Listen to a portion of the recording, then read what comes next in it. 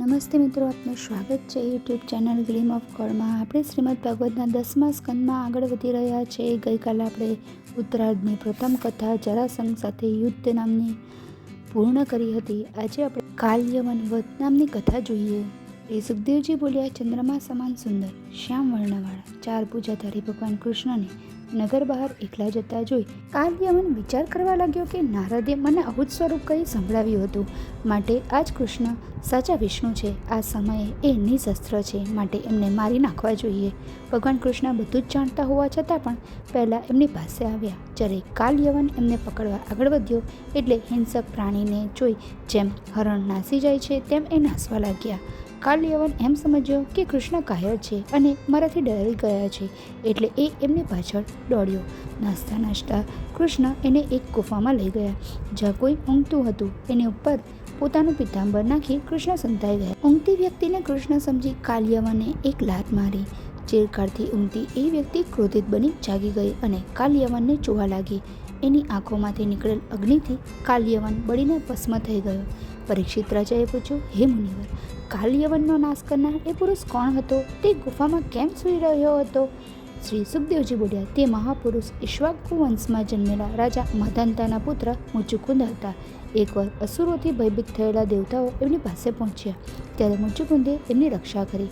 પછી જ્યારે કાર્તિકેય દેવતાઓના સેનાપતિ બન્યા, ત્યારે દેવતાઓ મુચુકુંદ પાસે આવ્યા અને એમનો આભાર પ્રકટ કરી એમને વરદાન માંગવાનું કહ્યું. ત્યારે મુચુકુંદ બોલ્યા, મારો થાક દૂર કરવા માટે મને નિંદ્રા આપો. જે વ્યક્તિ મને જગાડશે એ ભસ્મ બની જશે. દેવતાઓએ આવું વરદાન આપી દીધું. ત્યારે મુચુકુંદ ગુફામાં જઈ ઊંઘી ગયા, પરંતુ એમને જગાડવાથી કાલયવન ભસ્મ બની ગયો. ત્યારબાદ કૃષ્ણે મુચુકુંદને વિષ્ણુના રૂપમાં દર્શન આપ્યા. મુચુકુંદે પૂછ્યું, તમે કોણ છો? ત્યારે હાસ્ય કરતા કૃષ્ણ બોલ્યા, હે મુચુકુંદ, મારો જન્મ, કર્મ તથા નામો 1000 છે. કર્ગના શબ્દોને સ્મરણ કરી મુચુકુંદ વિષ્ણુ ભગવાનને ઓળખી ગયો અને એમની સ્તુતિ કરવા લાગ્યો. સ્તુતિ સાંભળી કૃષ્ણ બોલ્યા, રાજન, મારા ભક્ત અનન્ય ભાવે મારી આરાધના કરી પરમ પદ પામી ચૂક્યા છે.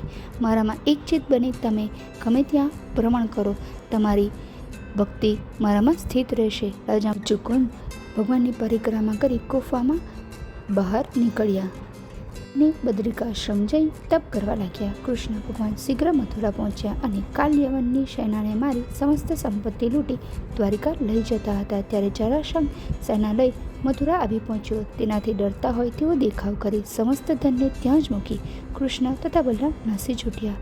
જરાસંઘે એમનો પીછો કર્યો. બલરામ અને કૃષ્ણ પ્રવર્ષણ પર્વત પર ચડી સંતાઈ ગયા. જરાસંઘે પર્વતની ચારે બાજુ આગ લગાવી દીધી. આ જોઈ બંને ભાઈ પર્વતની ટોચ ઉપરથી નીચે કૂદી પડ્યા અને સંતાઈને સમુદ્રમાં સ્થિત દ્વારકાપુરી પહોંચી ગયા. જરાસંઘ એમ સમજ્યો કે બંને ભાઈઓ આ આગમાં બળીને મરી ગયા છે, એટલે એ પોતાની વિશાળ સેના લઈ મગધ પાછો ફર્યો. આ છે કાલયવન વધ નામની કથા.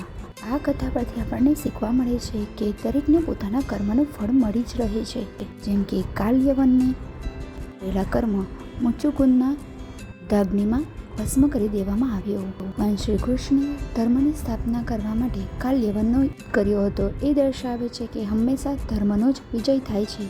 મુચુકુંદે લાંબા સમય સુધી તપસ્યા કરી હતી અને તે પણ ધીરજ રાખીને.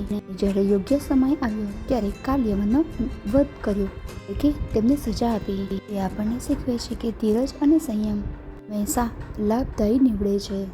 જો આપને આ વિડીયો પસંદ આવ્યો હોય તો વિડીયોને લાઇક કરજો, શેર કરજો અને ચેનલને સબસ્ક્રાઈબ કરવાનું ભૂલતા નહીં. આપ સૌને મારા જય શ્રી કૃષ્ણ. ફરી મળીશું.